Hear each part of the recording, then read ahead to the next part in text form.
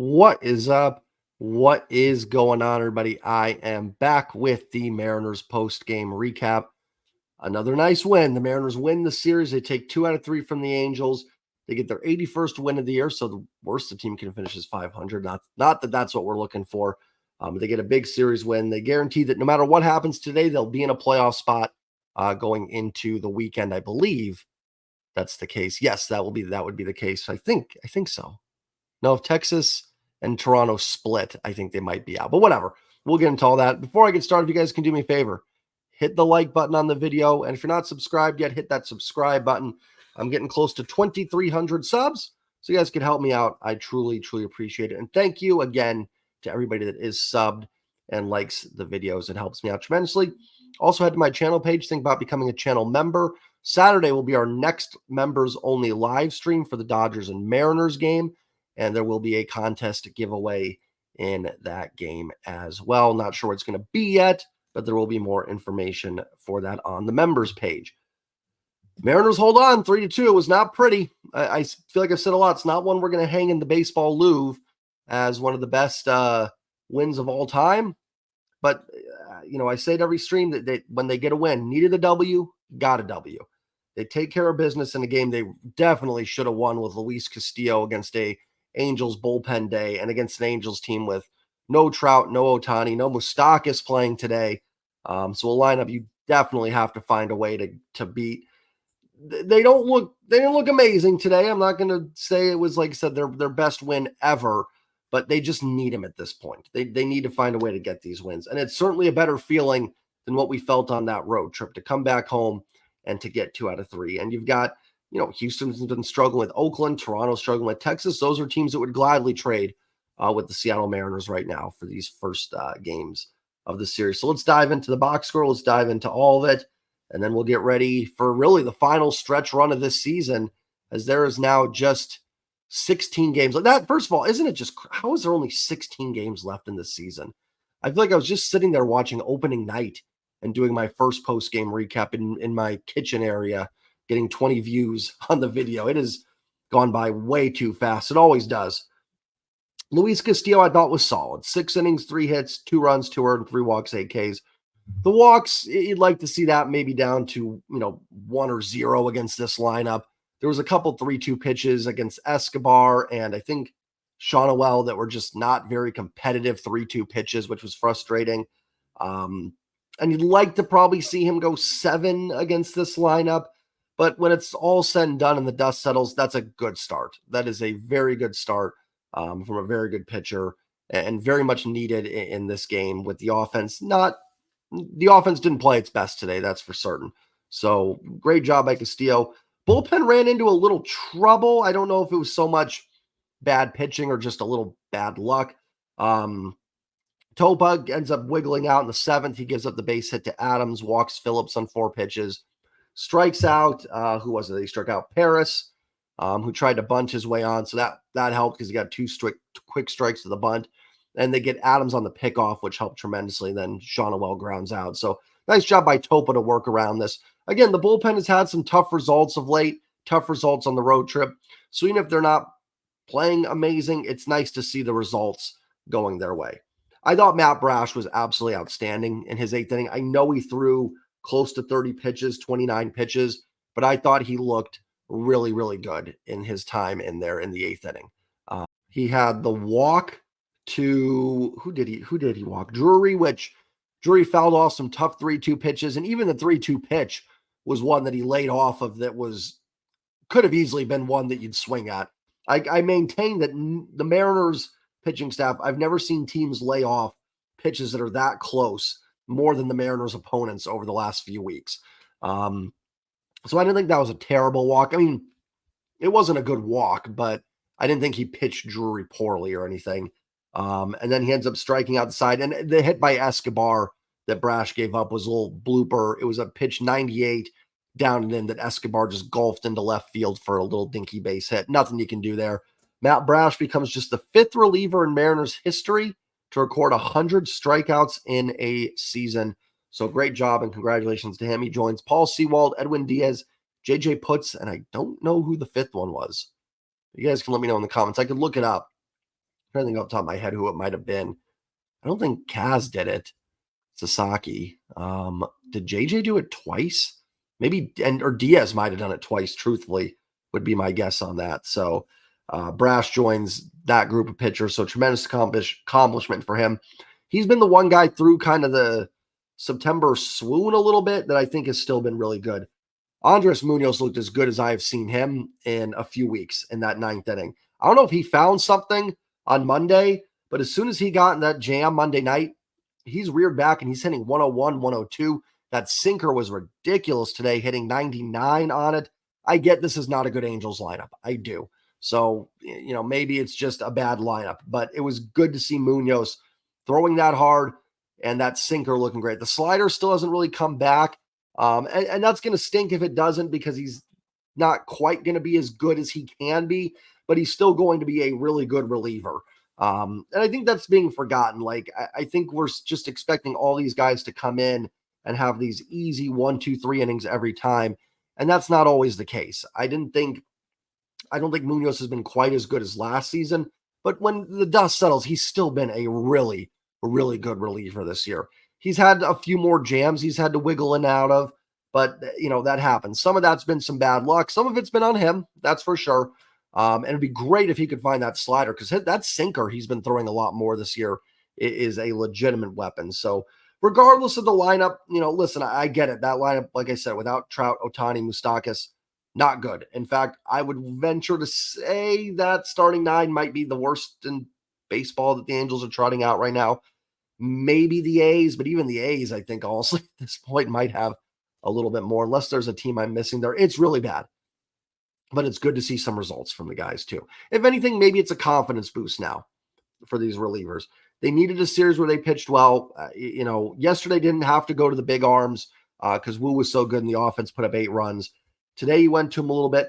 Topa, not his best outing, got through it. Brash was fantastic. I thought Munoz was fantastic too. So hopefully a little bit of a confidence boost for both those guys. And a well-needed day off for all of them tomorrow too. It's nice that they were able to get yesterday off. They pitch today and then they get tomorrow off as well. So you should have a fully rested bullpen for the Dodgers series, which will be huge for that series because you're going to need all hands on deck. Offense wasn't great today. It should have been better. A bullpen day for the Angels. Wants, Marte, Wants, Marte. Suarez, he does end up giving up a couple runs after the bullpen comes in. Herget, I will say this, Joyce Soriano looked really good out of the bullpen. Thankfully, Phil Nevin is, listen, I get some of the Scott Service critiques. I do, and I critique Scott.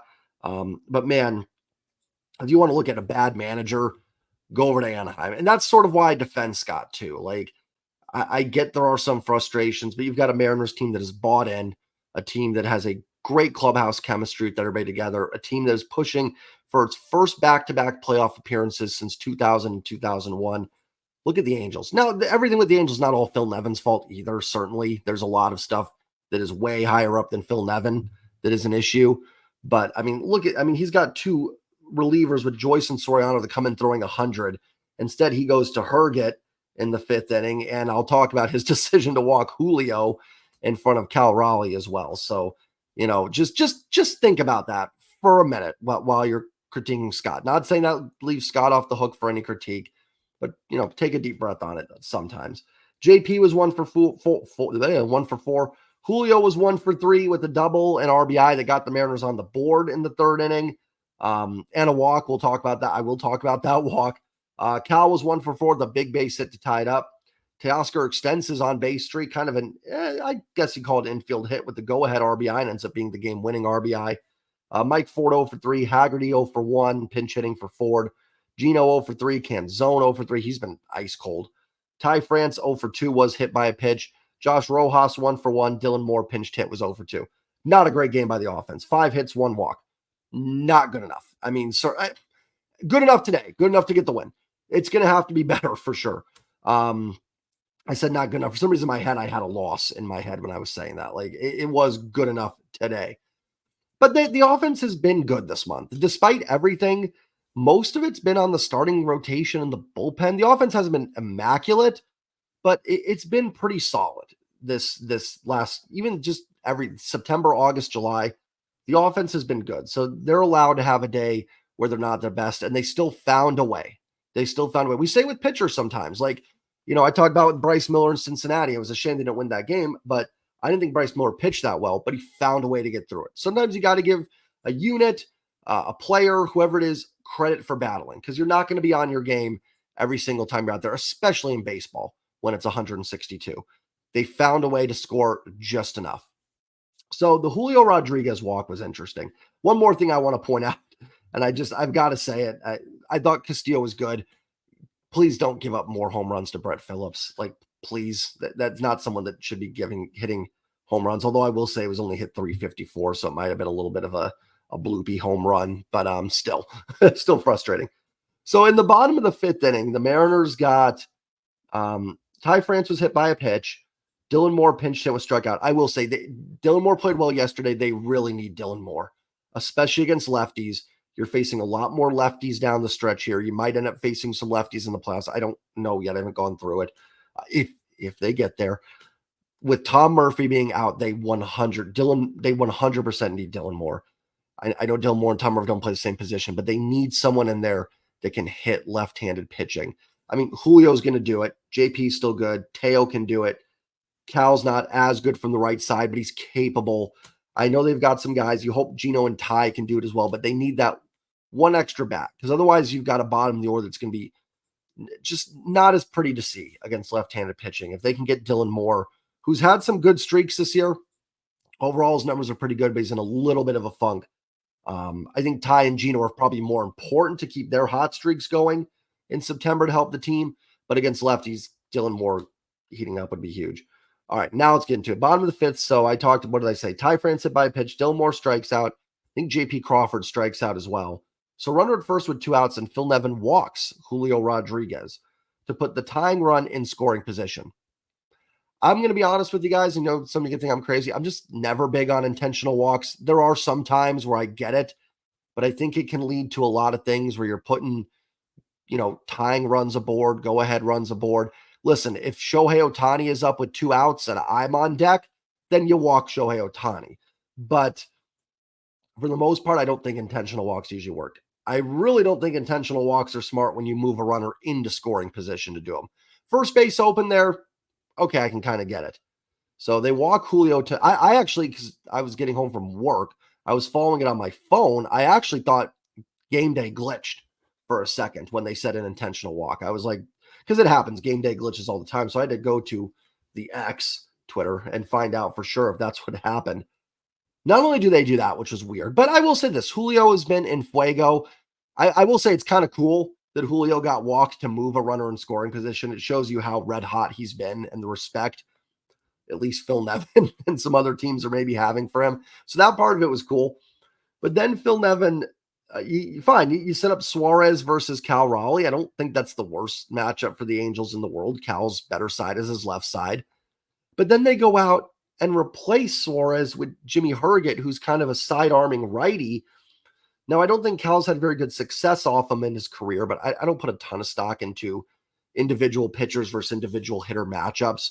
You're just talking about such small sample sizes on that stuff. So he goes and gets a righty to face Cal, putting Cal at his better side. And rightfully, I mean, I think the baseball gods allowed the Mariners to get that run there for the stupidity of Phil Nevin. Like, I guess I could kind of defend walking Julio there, but why would you go get a righty that face Cal Raleigh? And again, you're walking Julio in front of 2 really hot hitters, or good hitters. Cal maybe not as hot, but a good hitter. And then you've got Teoscar Hernandez on deck, who's maybe the hottest hitter on the planet, not named Julio. So a really, really bizarre decision. And then you're also leaving a righty in to have to face Mike Ford, who's hit right-handed pitching pretty well. So a really, really bizarre decision there by Phil Nevin. But I do appreciate it because I think it helped the Mariners win this game. So we'll take it. That's all I've got. I just had to talk about that one for a little bit. Listen, a good win, not the prettiest. I don't care at this point in the year how they look. I don't care if the Mariners win on 27 ground balls going through the second baseman. They need to win. The time to make it look pretty is over. I'd prefer yesterday. Yesterday was less stress, but get wins, get yourselves into the dance and see what happens. Hopefully if Oakland can sweep Houston today, and we'll see what happens in Texas, Toronto, and go from there. The Dodgers coming into town Friday. The Dodgers are obviously a good team. They're a great team. It is not going to be an easy series. Mariners going to have to play a little bit better than they did today to win that series. But baseball's funky. Say it all the time. There's no reason the Mariners can't go out there and find a way to win a series. We've seen this team kind of rise to the occasion at times. So hopefully they can do it here in a big series at home against the Dodgers. I think if they can win that series, I think a lot of the good vibes will be back, especially for the fan base. I think we're all still a little bit like we want to kind of dive back in, but we're all kind of like on edge a little bit. Like I said, this is the most impressive series win they've ever had. No, but they absolutely needed it. Enjoy the win. Enjoy the off day. And here we go. You've got the Dodgers for 3. You're in Oakland for 3. You're in Texas for 3 or Arlington for 3. Then you're home for Houston for 3 and home for Texas for 4. That's it. That is the rest of the season right there. Final push here. I know people have kind of talked 90, 91 to get there. I think that's about fair. I think that's a pretty fair number, depending on what Texas and Toronto do down the stretch here. Good news is no team in this race, if you want to consider Houston, Texas, Toronto, the other 3 teams in the race here, they've all kind of struggled as well. So no one's really pulled away here. Texas is playing better of late, but they're coming out of a big swoon. Toronto is playing better, but they've lost a couple in a row now. Houston's trying to avoid a sweep at home to the A's. So nobody is really running away with this. It's kept you in this. It's kept you alive. Now it's time to go get it. Have a great night, everybody. Enjoy your Wednesday. I'm going to have a Seahawks video probably up later today with the unfortunate news with Abe Lucas going on the IR. He'll be out minimum 4 weeks. Injuries hitting the Seahawks early. And I'll have a game preview up tomorrow for the Seahawks and the Lions on Sunday. Have a great night, everybody. Go Mariners. Like, comment, and subscribe. Peace.